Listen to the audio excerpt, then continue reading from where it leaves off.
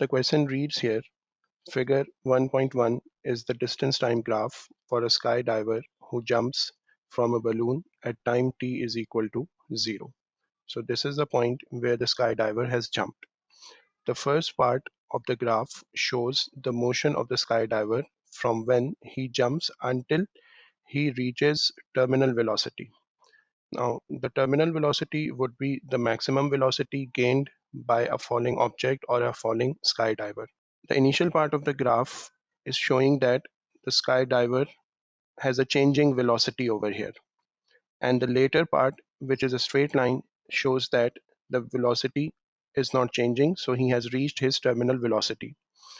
Part 1 says describe the motion of the skydiver between t is equal to 0 and t is equal to 20 seconds, and we have a 2-mark answer to write over here. Now, the portion of the graph which is to be described is from t is equal to 0 to t is equal to 20 seconds.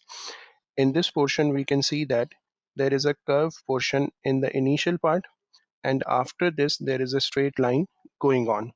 Since this is a distance time graph, so we need to remember that in a distance time graph, the gradient of the graph represents the speed of the moving object. Now, if the graph is a straight line, it shows that the gradient is not changing, so the object must be moving with a constant speed. And if it is a curve, then it means that gradient is changing, so it means that the speed of the moving object is variable and it is changing. Now, curves could be of two types. One of the curve are drawn like this, and it is a curve with an increasing gradient. So it means that the speed must have been increasing over here. The curve which is more horizontal initially and afterwards it goes on to be vertical, these types of curve are called increasing gradient curve. And the opposite of this curve could be the one which is more vertical initially and then bends towards the horizontal axis. So these types of curves, they are called decreasing curve, or the curves with decreasing gradient. Gradually their gradient is decreasing. Now if we had this type of curve, it would have mean that the speed is gradually decreasing. So it means that the object must have been decelerating. But we have this type of curve over here. So it means that there is an increasing gradient, speed is increasing over here.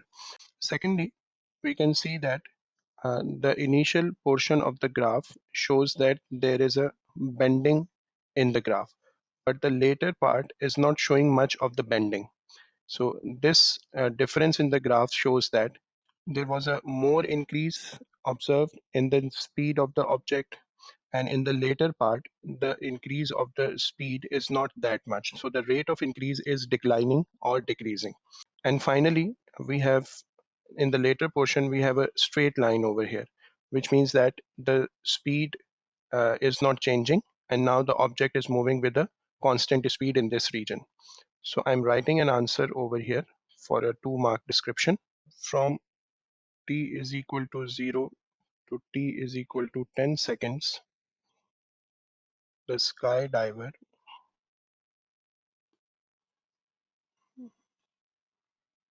speed is increasing at a decreasing rate. So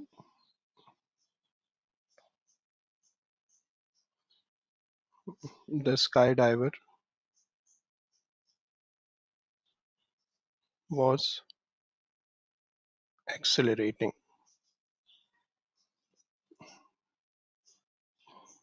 T is equal to 10 second onwards, he reaches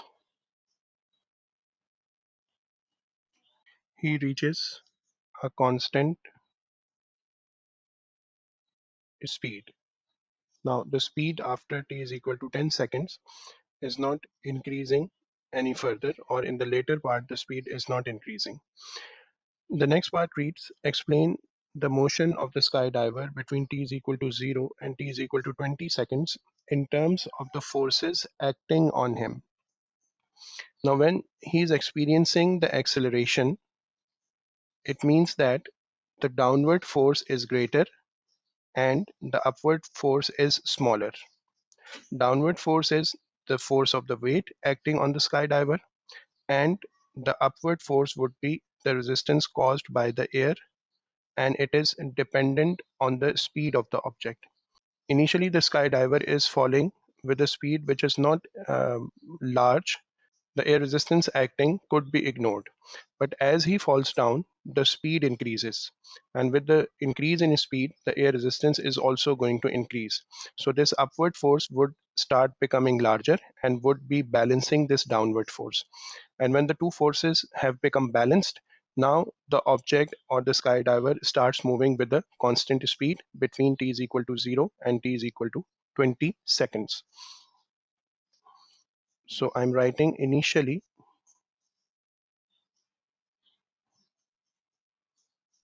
skydiver is accelerating due to force of gravity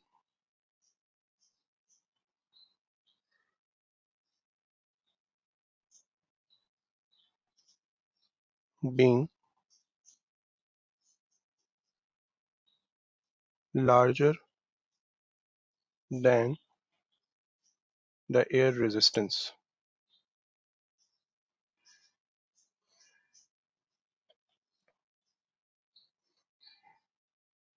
Air resistance increases with the speed and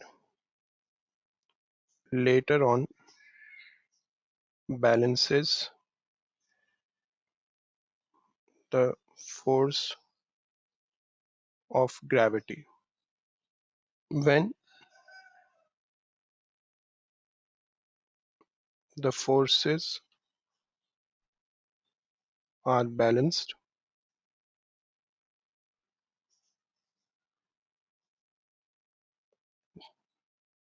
the skydiver moves with a constant velocity. So these are the 3 points which are to be written in a 3-mark answer over here.